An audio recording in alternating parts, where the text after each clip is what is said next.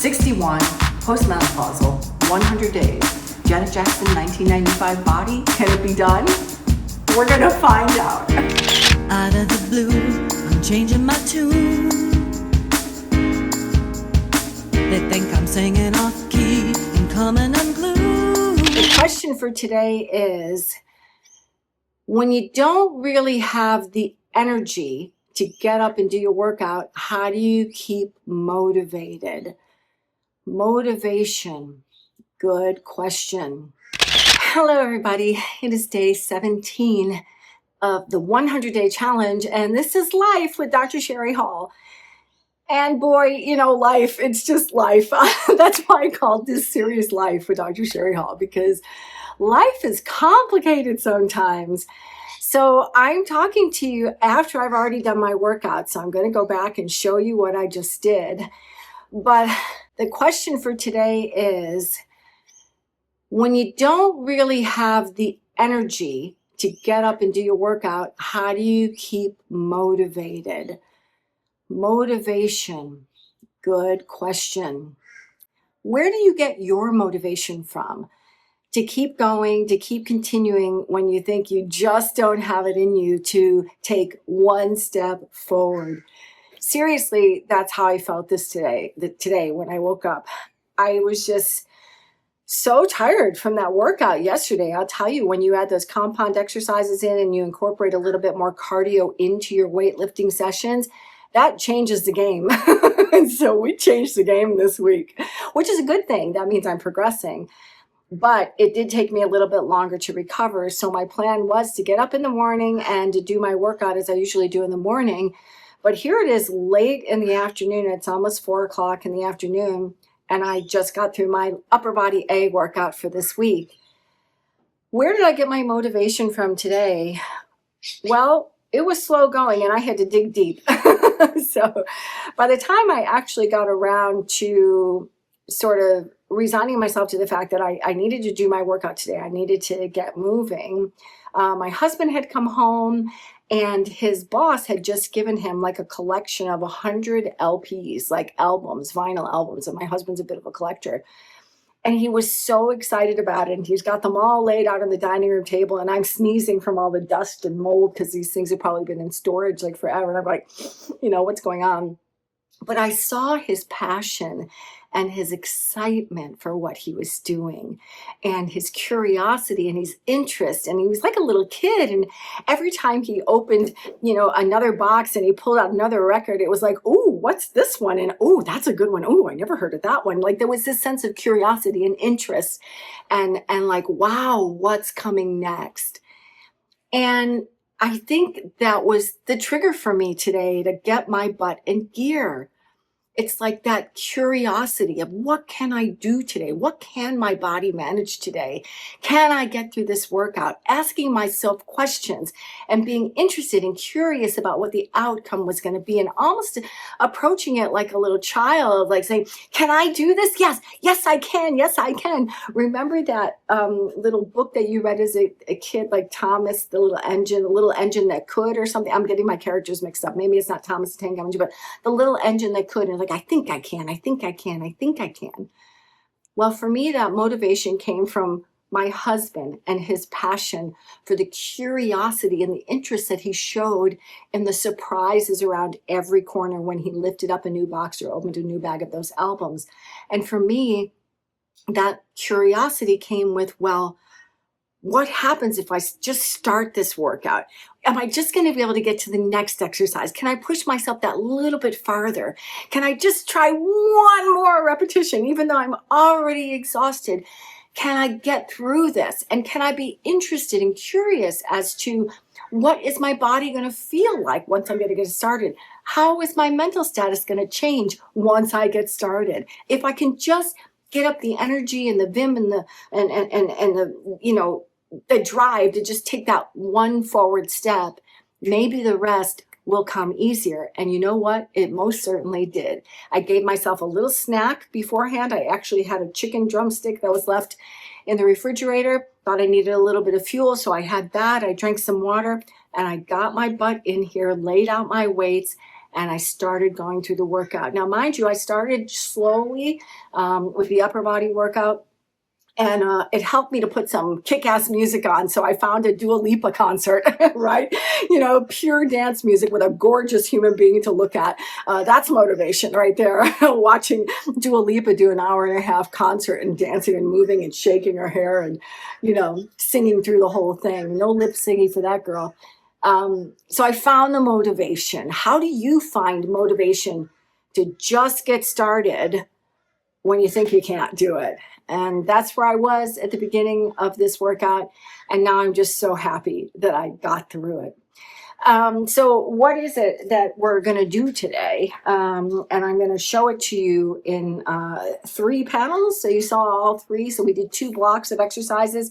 Of course, warming up as usual on the spin bike. And then just because it's an upper body workout, opening up my chest and my shoulders with some band pull-aparts. Block 1 was 1 arm dumbbell rows, incline push-ups on the bench presses. So actually on the bench, not on the floor this time. And you'll see when you're working on a bench, your arms tend to go just a little bit below that horizontal level. So on the floor, you can only go to 90 degrees, but when you're taking it through the full motion, you actually go a little bit deeper than that. And then marching in place and punching. So I'm going to punch towards you in the camera and do 3 sets of that. And then block 2 is band pull-aparts, bicep curls, overhead tricep extensions, and then low impact skaters just tapping side to side with a cool down, easy spin, and then some stretching to open up the chest, stretch out the biceps and the triceps. So that's it. Another thing I wanted to talk to you about was some of the food that I've been eating. So I've been talking a lot about the workouts that I'm doing and how I'm moving my body, but what have I been eating? Again, I'm trying to keep it really simple, guys. So it's high protein, moderate to high fat, and minimal carbohydrates. So a typical breakfast for me looks like this. Eggs with egg whites mixed in. Eggs and egg whites. That's pretty much my breakfast every single day. So sometimes I'll mix it with some vegetables. And when I say vegetables, I mean a small amount of vegetables, like a little bit of chopped up capsicum or onion or a mushroom, adding a little bit of fresh parsley, which I have growing up in a little tiny herb garden on my roof, growing upstairs on the roof.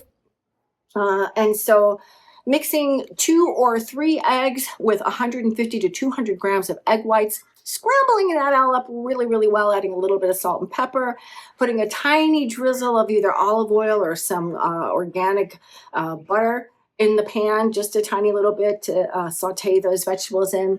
And also, if I want a little bit more protein, I might take whatever leftover meat there is from the night before. So I might take up some pork that I had left up and dice that up into the eggs, or some chicken. I know putting chicken with eggs is kind of weird, but I don't mind it. And I cut up my chicken and I put that with the eggs too. Breakfast. And when I say breakfast, what I really mean is my first meal of the day. And we've talked about intermittent fasting before. My first meal tends to come between 10 a.m. and 12 noon. Somewhere between 10 and 12 is when I'm starting to get hungry, and that's when I have my first meal of the day. I usually get peckish around 2 or 3 o'clock in the afternoon, and that's a high protein snack if I have one, which is my high protein cottage cheese or some sardines, or again, whatever leftover meat's in the fridge. So like this afternoon, I just grabbed a chicken drumstick that was left over from yesterday. If I feel like I'm a little bit low, I might throw a tiny bit of carbohydrate in there, and that would come in the form of some frozen blueberries or fresh blueberries. Some kind of berries which are really low glycemic and heaps of antioxidants and vitamin C and stuff like that. So a little bit of berries, throw that in there. And then my second meal of the day is my dinner meal, which is usually around 6 p.m. And that can be any kind of protein. And I mean it, whatever you want, wild caught salmon, fish, other kinds of fish. It could be lamb, pork chops, steak, mince patties, any kind of protein, and I usually have around 200 grams, and I eat the fat on the protein. And then with a small serving of vegetables. So a lot of times I'll have some fermented vegetables like some sauerkraut, because that's really good for my gut health, or a little side salad. And that's pretty much my dinner every single night.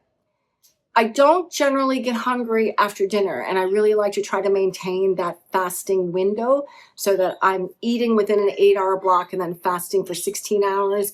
And remember, before bedtime, I do take my melatonin and have my little switch adrenal drink, which has magnesium and ashwagandha in it.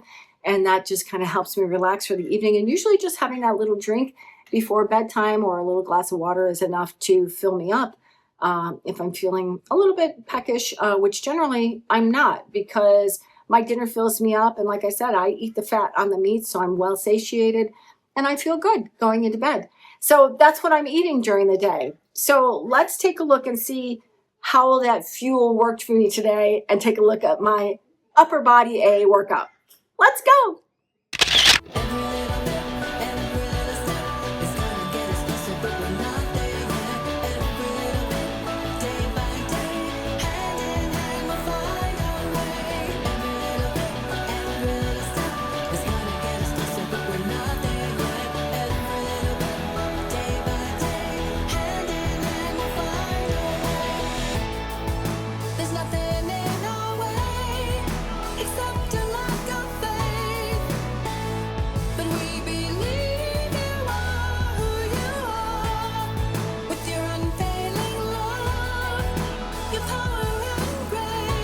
Well, there you have it. Block 1 and block 2 of the upper body workout done. And I made it through thanks to the motivation from my beautiful husband and his curiosity and excitement and childlike passion and interest for the records that he was looking at, which inspired me to be curious about how I would feel if I did my workout. If I just took one step, how's my body going to feel? How is it going to change? How is my mental status going to be once I get started?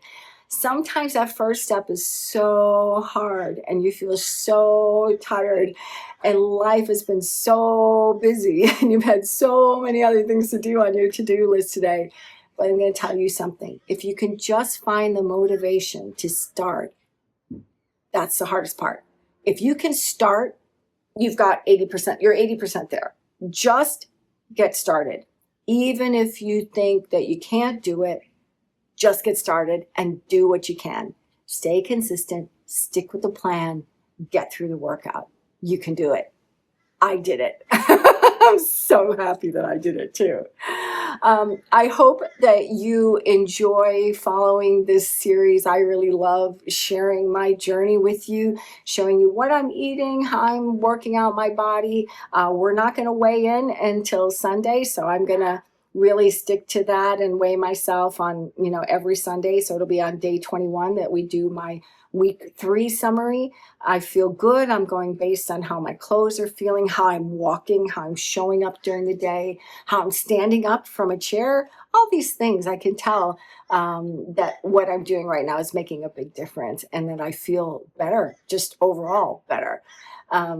So yeah, that's it. That's all that we have for today. I get to do what? You guys know what I'm going to do. I get to tick off day 17 right there. So I'm going to put a big tick next to day 17. We did it. And that's it. This is Life with Dr. Shari Hall, the 100-day challenge. And we'll see you soon. So if you're enjoying what you're seeing so far and you'd like to continue on the journey with me, or perhaps you just need a little friendship or some inspiration or motivation as you start your own transformation journey, feel free to click the subscribe button below. I'd love to have you along. So subscribe.